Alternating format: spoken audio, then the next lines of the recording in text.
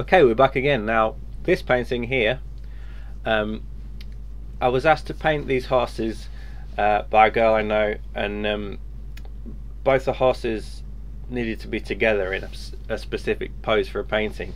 Now, that was very difficult to start with, so all I did was I took I took many photos of the two horses and tried to find within those two that would work together.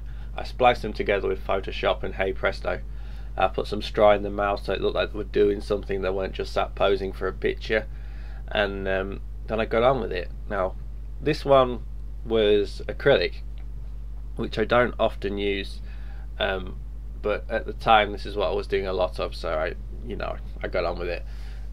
Now, the point to this painting that I took away from this was the importance of building a painting in layers, particularly with acrylic. Like, if you look at this horse on the right, the pale one, I started off with the dark skin tones and then gradually with layers built the lighter tones on top of it. You can certainly see on the face where there's like a dark, like rusty colour underneath, like a raw umberish, some burnt sienna in there, and that was all over the whole face. That was, and then I started putting like pale or deep greys on, then pale greys, and then like bronzy, like pound coiny colours, and built the highlights on top of them, built them layers, and then finally the highlights like around the nose and the hair, the mane rather. I took a fine brush, and then gradually just started putting hairs in.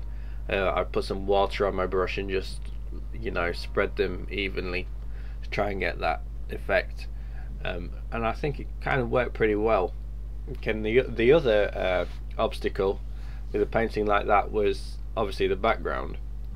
Now, I thought that the like a standard background, like a grass and a bit of a sky, was going to look a little bit too boring in this one, so I did this kind of abstract piece of colour to sort of lift the painting.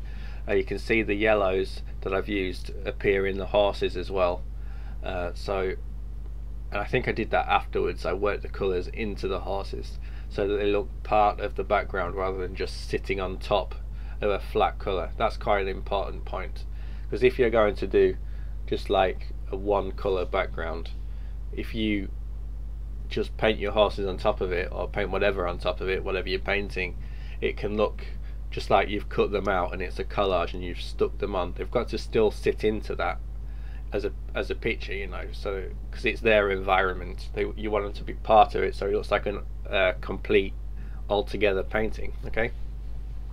The other issue was finding the outline.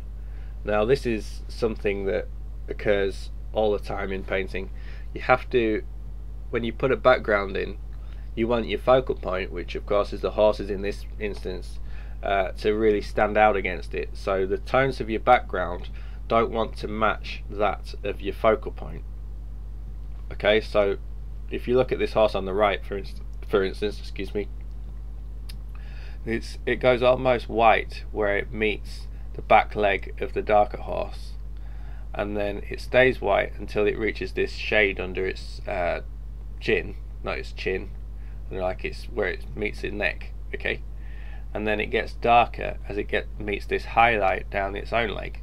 Okay, so that the outline is never really lost through that whole shape. If I'd painted it the same colour all the way along, you'd start to lose that outline and it wouldn't jump out of the painting as much. Okay, and it's the same with the other horse. I kind of left it sort of similar around its mane because I wanted the eye to draw to the face rather than the hair, because the hair of this horse on the right is much more the point of the painting. It's much more effective, and I didn't want to swamp the painting with too much hair, so I tried to draw as much attention away from the brown horse's mane as I could. Okay, I hope that gave you some ideas about how to compose a painting, especially when you've got to do two separate things and you haven't got one photo of them together. Okay, this is a common problem, and hope this gave you some ideas on how to solve it. Okay, thanks very much. Cheers.